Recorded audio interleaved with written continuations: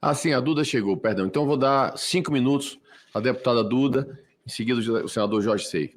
Presidente, primeiro, obrigada pela postura na condução da reunião de hoje. Já lhe parabenizei em outras reuniões e reitero, porque é uma tarefa árdua, porque quando se envolve um tema tão caro, que é a democracia, em alguns contextos, o ânimo exalta-se e a necessidade de uma intervenção mais firme, como o senhor fez, eu agradeço.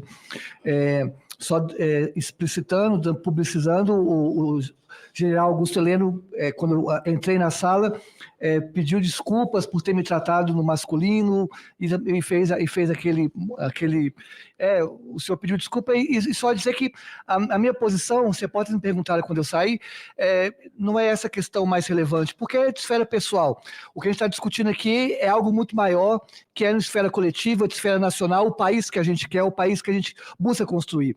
Então, termino essa fala minha que iniciou-se antes do almoço, dizendo que se a gente está debatendo aqui justamente a defesa da democracia e o projeto de país que a gente quer,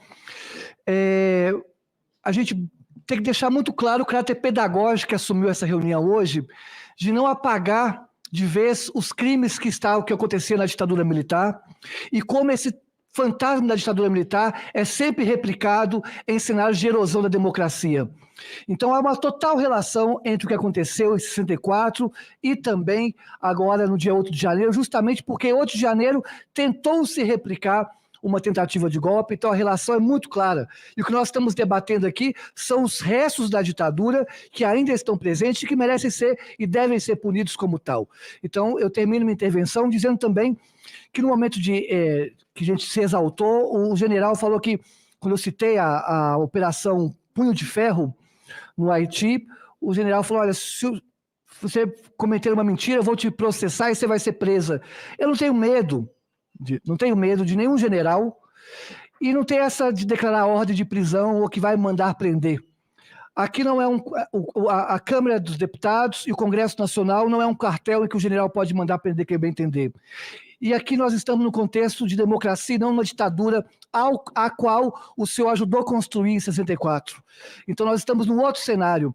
E a derrota no dia 8 de janeiro e a derrota que aconteceu nas urnas também, com a vitória do presidente Lula, aponta o interesse popular por restabelecer a democracia e não deixar que esses fantasmas nos assombrem novamente. E eu espero, para terminar minha fala, que o Exército Brasileiro fique reconhecido daqui para frente, não mais por exaltar a ditadura, não mais por estabelecer operações sanguinárias, mas sim por ações humanitárias e por uma defesa das instituições do Brasil. É isso que nós esperamos do Exército Brasileiro e não párias ou inimigos da democracia que utilizam de fardas para colocar em risco toda uma estrutura e uma história nacional. Muito obrigada, presidente.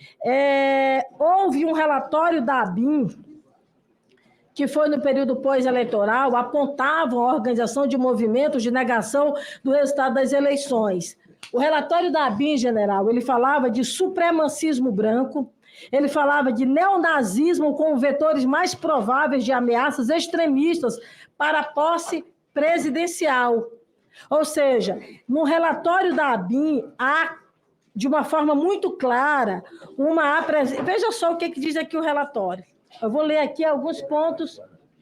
Aqui. Vou ver aqui, ler aqui alguns pontos desse relatório. A principal fonte de ameaça extremista à posse presidencial são movimentos que deslegitimam o Estado e também garantem uma supremacia branca e neonazista. Alguns grupos que disseminam narrativas supremacistas e neonazistas aumentaram seu perfil de atuação e presença digital após a divulgação dos resultados do segundo turno em 30 de outubro de 2022. O aumento da interação e a visibilidade dos grupos imediatamente após o segundo turno indica disposição para ações de proselitismo mais amplas e interesse em interagir com extremistas de perfil ideológico diverso. Alguns grupos neonazistas demonstram interesse em associar narrativas supremacistas a movimentos de contestação dos resultados eleitorais e adotam discursos que dialogam com pautas de outros movimentos para recrutar novos adeptos e promover ações violentas contra autoridades, instituições e agrupamentos antagônicos. E aqui ela vai, é o relatório da ABIN, do órgão que o senhor, na verdade, era o responsável de uma forma, não é? Por conta deles estarem subordinados ao GSI.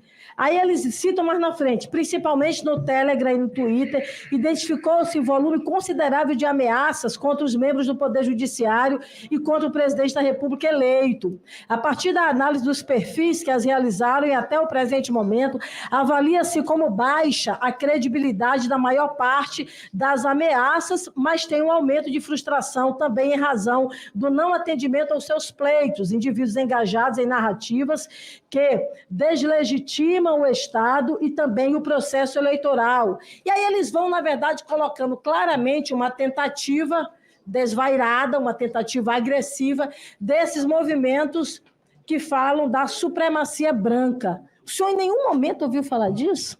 Não.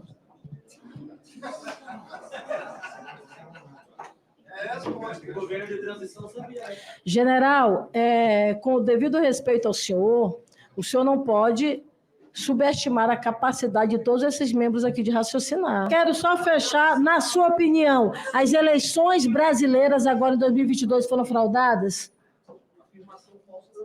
Já tem o resultado das eleições, já tem um novo presidente da República. Pô, não posso dizer que foram fraudados, foram examinados. O senhor mudou de ideia, né? Muito obrigada, presidente. Ela fala as coisas que ela acha que está na minha cabeça. Porra, é para ficar puto, né? Senador, com a palavra, o próximo orador inscrito, o deputado Rogério Corrêa. Pois não. Dá aqui um bom dia, então, ao doutor Matheus, general Augusto Heleno, presidente, relatora, demais deputados, deputadas, senadores e senadoras.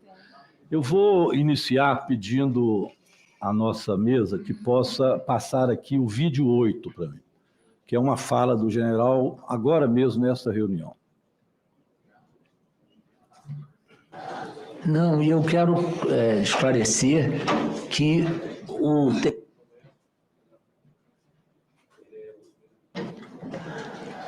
Não, e eu quero esclarecer que o tenente-coronel Mauro Cid, ele não participava de reuniões, ele era ajudante de ordens do presidente da República.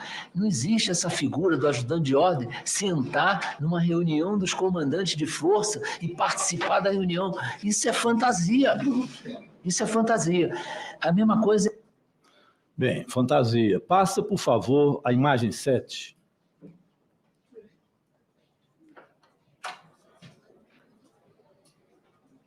Olha quem está ali.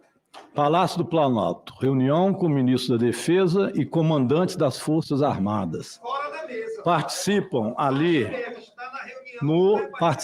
da reunião o ministro da Defesa, Fernando Azevedo, o secretário-geral do Ministério da Defesa, Almir Garnier Santos, aquele que é golpista, está lá o Mauro Cid.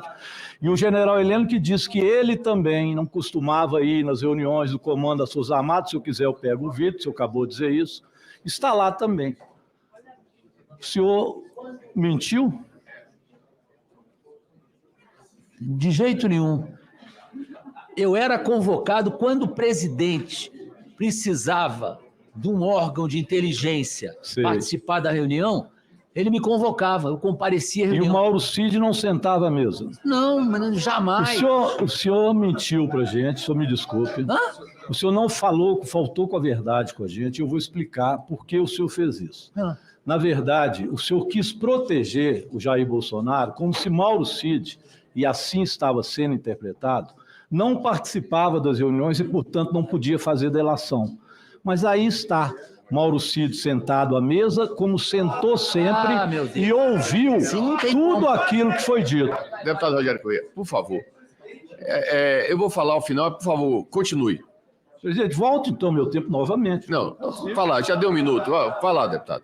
Bem, eu pediria que passe o vídeo 6, por favor. Não, eu queria que o senhor repetisse a imagem.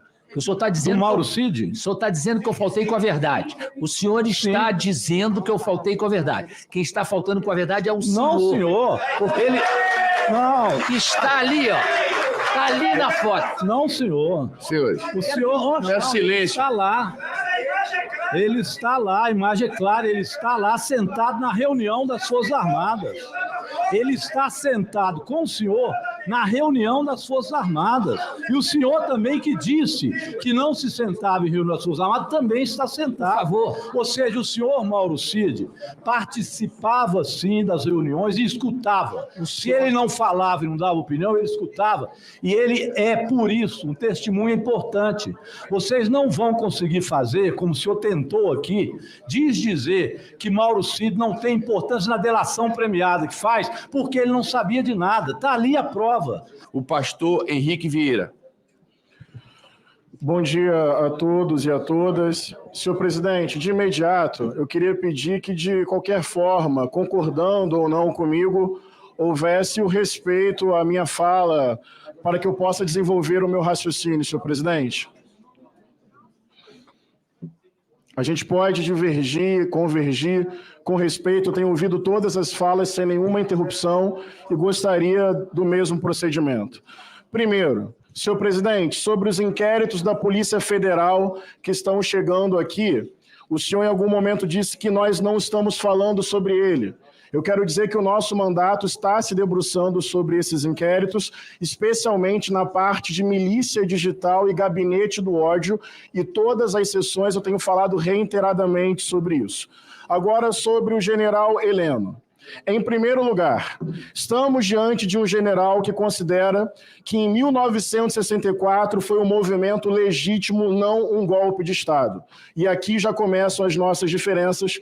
Portanto, em memória e em respeito a Vladimir Herzog, a Sônia Maria Lopes, Oswaldo Orlando da Costa, Frei Tito de Alencar Lima, pessoas torturadas e executadas por um regime de exceção, eu quero marcar essa diferença. A pessoa que está aqui na nossa frente hoje acredita que o que aconteceu em 64 foi um movimento legítimo. E aqui temos uma diferença fundamental que precisa ser didática para toda a sociedade brasileira. Acredito que o senhor está do lado dos torturadores e eu estou do lado dos torturados.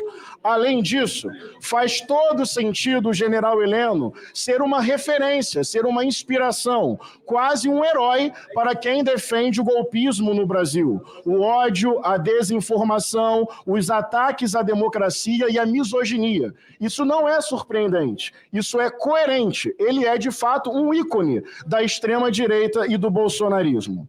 Hoje, agora há pouco, o general Heleno, peço sua atenção nesse momento, o senhor disse que os acampamentos em frente aos QGs eram ordeiros e pacíficos.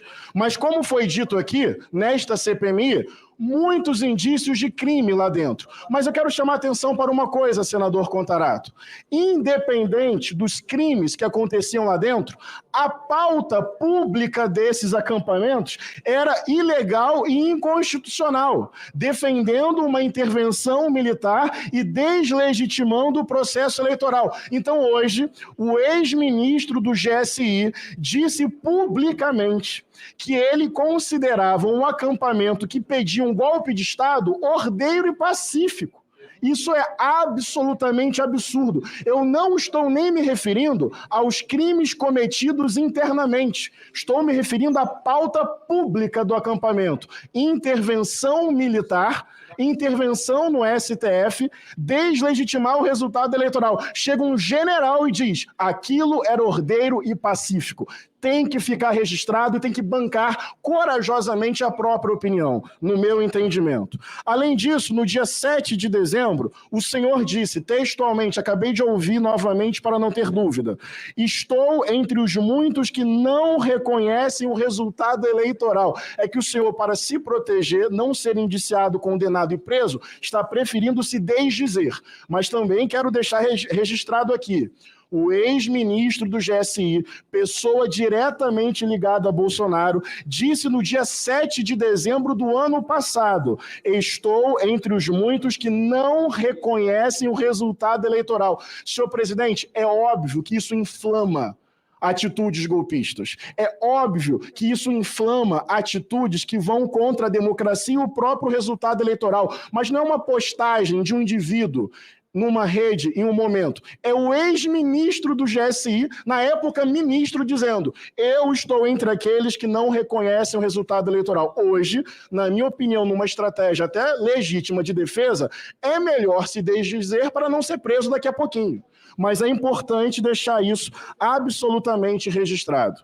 E ele minimizou tudo o que aconteceu: bloqueio em estradas, acampamentos golpistas, 12 de dezembro, 24 de dezembro, minutas de golpe, reunião com a cúpula das forças, tudo ele tratou como uma coisa menor e sem importância. Mas vamos seguir, General Heleno. O senhor foi perguntado: um bandido vai subir a rampa? Num contexto bolsonarista em que, obviamente, por honestidade intelectual, olhando nos meus olhos, estavam se referindo a Luiz Inácio Lula da Silva. E o senhor respondeu não. Então, dentro desse contexto em que diziam que Lula era bandido, o senhor respondeu publicamente que ele não subiria a rampa. Portanto, mais uma vez, o ministro de Estado não reconhecendo o processo eleitoral e incitando o ódio. A não ser que acabe valendo a sua palavra de hoje. Abre aspas para o senhor, desdizendo o senhor: eu continuo achando que bandido não sobe a rampa. Boa estratégia de defesa para não se comprometer. Mas se isso for verdade, então temos um fato político interessante. Uma das maiores expressões da extrema-direita bolsonarista golpista está dizendo textualmente que Lula não é um bandido, porque ele subiu a rampa e o senhor sabe disso. Então, em termos políticos, é bom avisar a todos os discípulos do senhor que o senhor está dizendo publicamente, para não se comprometer, que Luiz Inácio Lula da Silva não é um bandido, porque ele subiu a rampa. E segundo o senhor hoje, abre aspas, eu continuo achando que um bandido não subirá a rampa. Caminhando para o final, fofocas, boatos, não sabe de nada das reuniões, muito estranho. Quero concordar com Rogério Correia. O fato ali do Mauro Cid não é ele estar sentado à mesa. Para efeito de uma delação premiada, ele não precisava falar, ele precisava escutar. E o senhor sabe disso. Então, o que o senhor chama de fofocas e boatos, tem um ex-ajudante de ordens de Bolsonaro, que o senhor disse que a função de um ajudante de ordens é obedecer aquele que está acima na hierarquia. Bem, ele fez uma delação premiada e chegou ao nosso conhecimento de todo mundo, que houve uma reunião com a cúpula das Forças Armadas. Não é um boato no corredor que ninguém sabe. É evidente que Bolsonaro tentou dar um golpe e não respeitou o processo eleitoral. Uma delação premiada, ao que tudo indica, desmente mais uma vez o senhor.